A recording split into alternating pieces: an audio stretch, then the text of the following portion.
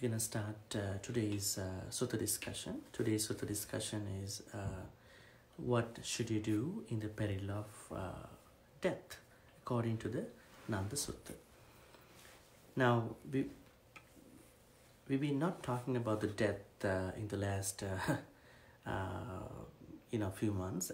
This sutta came up in the series of the sutta discussions, because in all the discussions that we had in the past few months, there were deities came up, and then they raised some questions from the Buddha, and then Buddha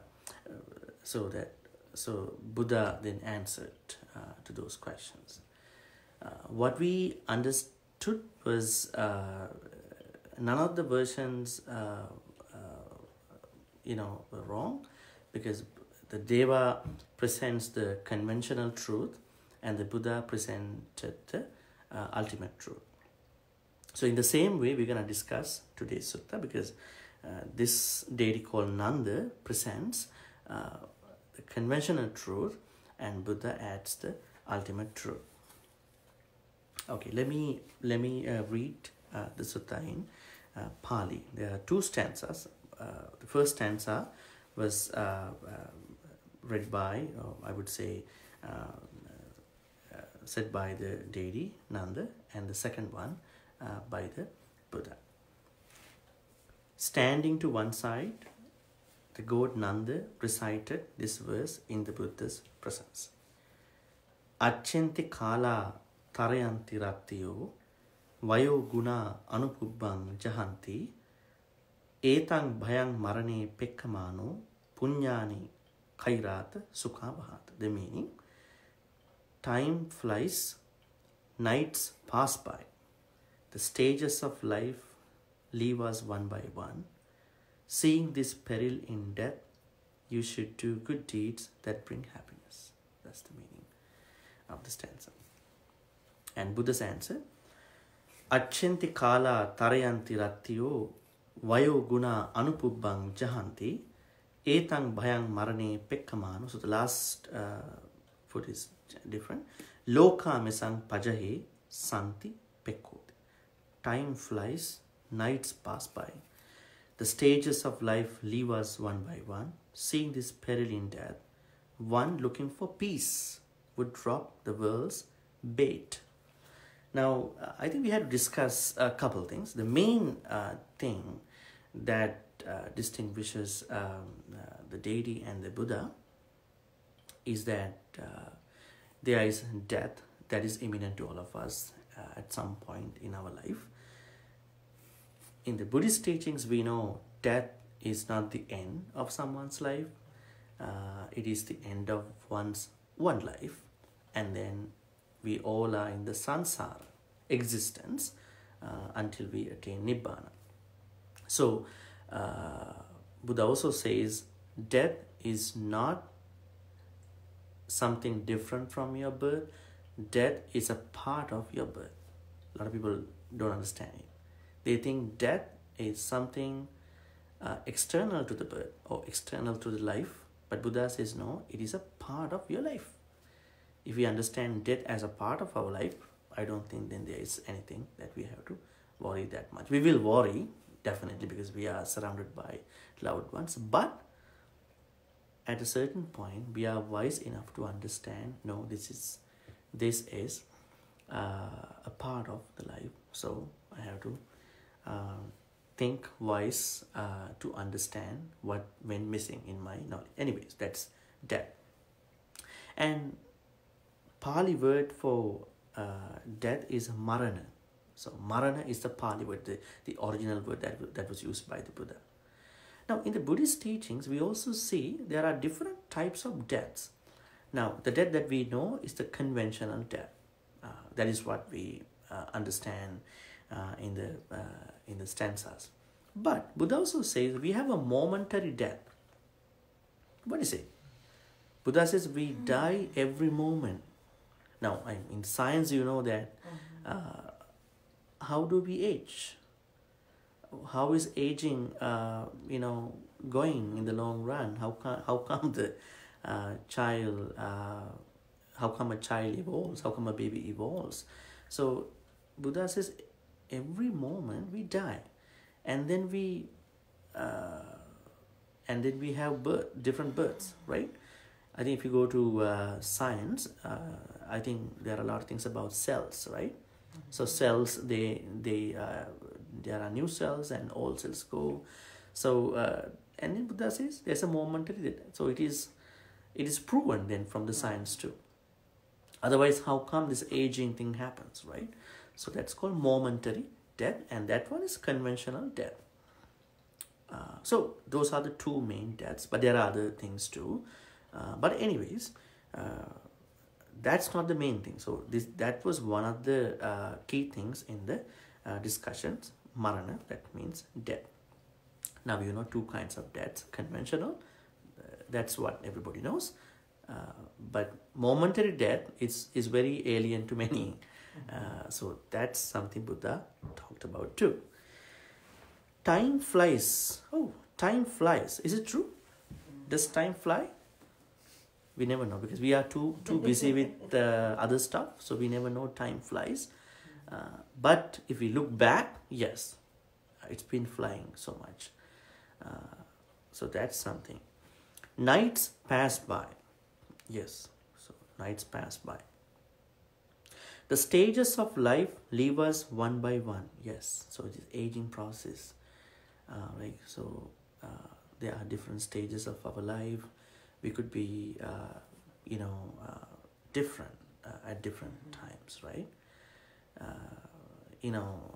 Going beyond this discussion, I would like to say, if you have not really spent your right time, let's say if you are a kid, if you are a young person, if you are a middle-aged person, if you are a so-and-so, if you have not spent your specific particular time to the best of what you thought, then you would worry. There are instances you would worry in the future, because we always look back.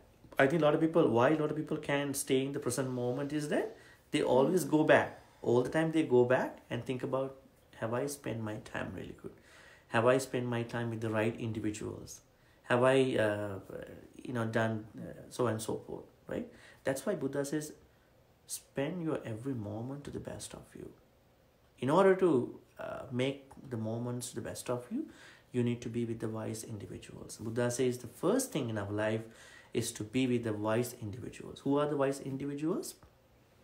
He further says, if there is someone who always thinks good thoughts, if someone always speaks good words, if someone always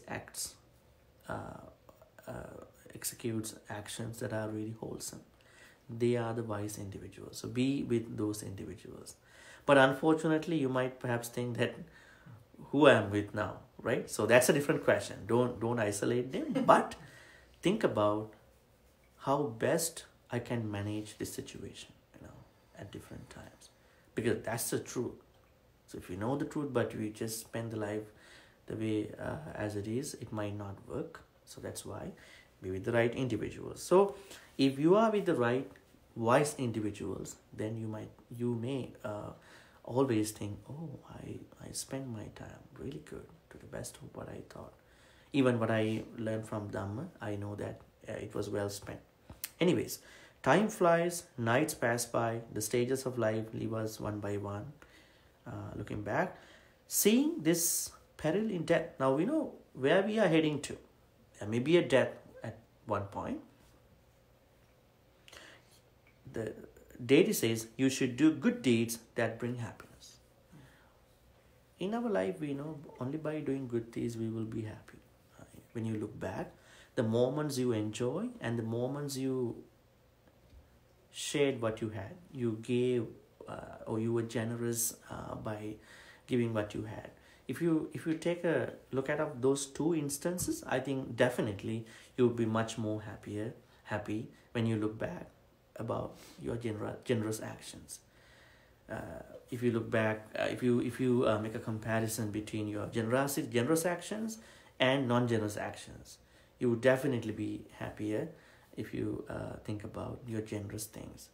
In the same way, Buddha says we all the time we need to do wholesome actions, speeches, and thoughts.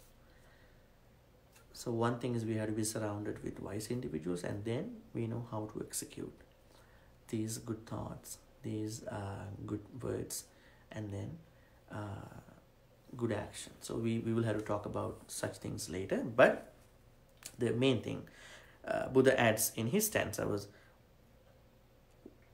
time flies, nights pass by, the stages of life leave us one by one. Seeing this peril in death, one looking for peace would drop the world's bait. Now, there is a Pali word that we find interesting that is called santi. Santi is peace.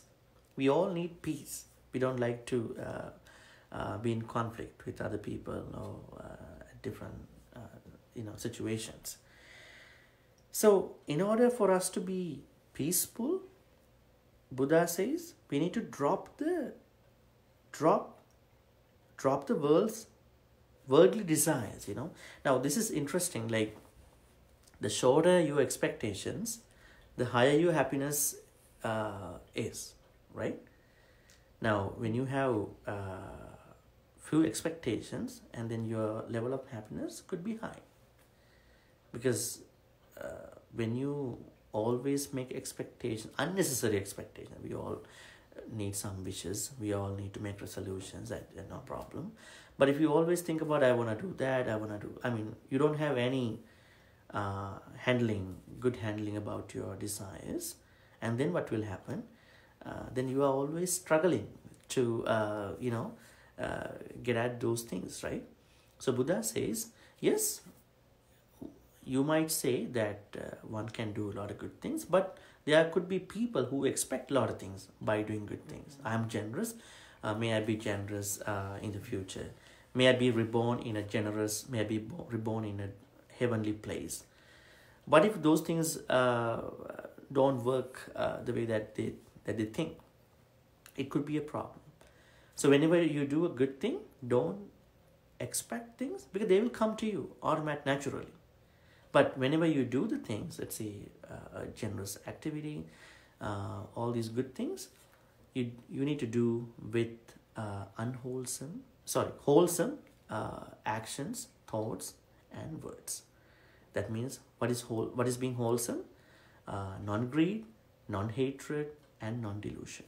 Let's say you are going to donate something, you are going to give back, then at all these times what you're going to do is, I am doing this without greed, I am doing this without anger, I am doing this with wisdom or without ignorance. So if you have this methodology for all your good actions, good words, good thoughts, and then that's what Buddha says will take you to real peace. So let's say what should you do in the peril of death is, on one side you are doing all the good things, wholesome actions, wholesome speeches, wholesome thoughts. At the same time, you are not expecting things in return, because that could be a problem. There are people who are not generous, but there could be people who are generous but still expecting things in return. It could be virtues, it could be other things, but expectations make you not good, because it won't give you real peace. Real peace comes to you whenever you have few expectations. So that will be the best. So that's what Buddha says in this sutta to deity Nanda. I hope you got the sense of what I meant. Any questions? So I was raised Christian and Catholic, and we're very good at guilt sometimes. Mm-hmm. Yeah. So that's one of those things I have a hard time sometimes not being generous out of guilt.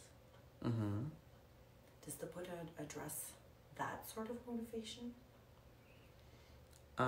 You mean the guilt and... Yeah, like that's as a motivation for doing good, as opposed to just doing good. Yes. For doing good. And then how do you connect the guilt? Well, I guess I would feel that would be almost it's like doing good because you want something in return. Oh, yeah. Does he mention that sort of thing? Buddha says that we shouldn't do good things by force.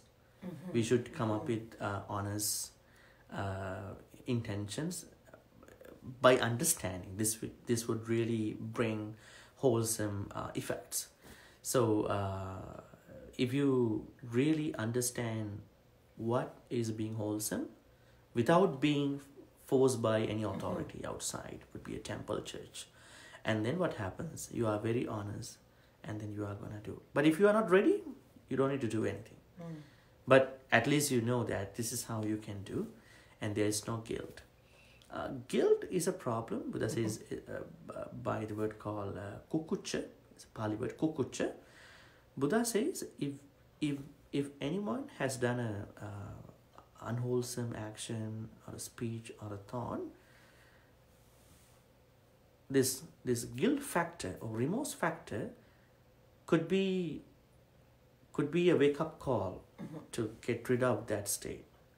But Buddha always said, do not dwell in that state, because the more you are in that guilty stage or remorseful stage, you will feel sad and you are hating yourself. Why did I do it? Why it happened? So make it a wake-up call that this happened, shouldn't have done, but now I'm correcting it, that it won't happen again, and you are done. So don't try to stay in that stage for long. Make it as a lesson. Now, it is same whenever you are sad by making a poor choice. A lot of people, what a lot of people do is that they are staying longer in that remorseful stage without thinking what I'm gonna do. Today I saw an article. What happens to a lot of people when they are sad, they don't eat. Right? Whenever they are sad about a poor choice, relationships, jobs and whatever the stuff, what immediately happens to them is that they are too sad, so they don't eat. And then what happens? You're gonna have a really big breakdown in your life. Physically you are going down, and mentally, emotionally, everything. And the article suggests, even if you are sad, keep your eating going. Then at least you have strength to understand what is going on, But there is a problem, emotional eating. Then again, but eat healthy. At least you then cope up with the issue. So guilt or remorse can come at any time when you make a bad thing, bad choice, poor choice. But don't worry, make it as a wake-up thing. But do not dwell there, stay there for long, understand it, and make sure that you are not making that happen again, and you are good. But for those who cannot make that transformation, I think they have a really bad time. That's not good. So in response to your question, I think we should never do any good thing simply because someone said that. Even Buddha said to us, we need to do, it's good that we should do, but I encourage everyone to personally look into what you are into and what is really wholesome, what is really unwholesome. So bring that practical awareness, that personal hands-on understanding, experience to the spirituality. Then you can go to that. Otherwise, simply because someone said, there's a book, it says about this, don't make that transformation. But get the knowledge from all the sources. But whenever you want to do it, you make that with a conscious understanding. Otherwise, you are not ready, but you are doing that simply because you are forced to do that. That can happen in any culture, not even in your culture. Even in the Buddhist culture, that can happen. I think some rituals, some children don't like. Maybe they are not explained properly. Their parents say you should go, you should do, but why? Why am I supposed to do that? And maybe they don't know how to explain it. So, and then what happens? They might feel at some point of their life, okay, we went to that place, we did that, but we didn't do that with that proper mind, conscious thinking. There may be that gullible or that guilt thing that can come up. That's why we always tell those people in every culture, before you're doing any good thing, try to convince them in the best way what they are gonna do. If they are not ready, then ask them to take time. Yeah. So guilt is a big issue. And Buddha also said, if one dies with guilt, that could be a big problem. There was a monk, I know that in one of the texts it says, there was a very good monk, but just before he was a normal, like a worldly monk, not became an arahant, just before he was gonna die, something popped up in his mind. He did something like a very small mistake. And then those, how do you call that? Perfectionist thinking. That there are people who are thinking like very perfect. And then it came up, I've been doing a lot of good, but this happened to me. And he passed away. He became a cobra in the same river that where he was spending his time as a monk.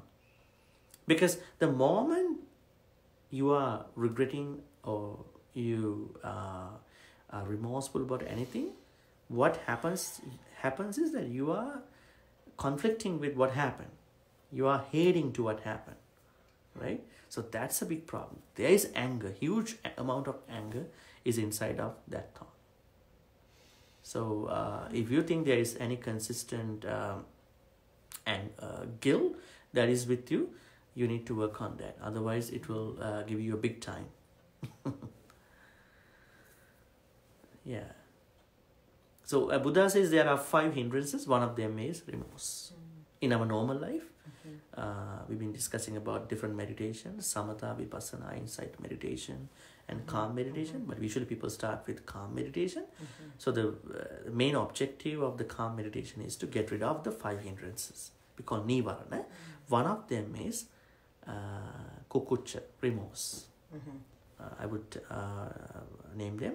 The first one, sensual desire, kamachanda. Vyapada is ill will. Tina midda is laziness of your mind and the body.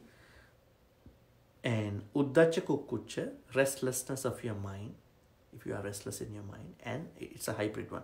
Restlessness of your mind and remorseness. I would say remorse. And then doubts. How many people having a very big time in their life when they are suspecting each other, doubtful about each other, doubtful about everything, right? So they are hindrances.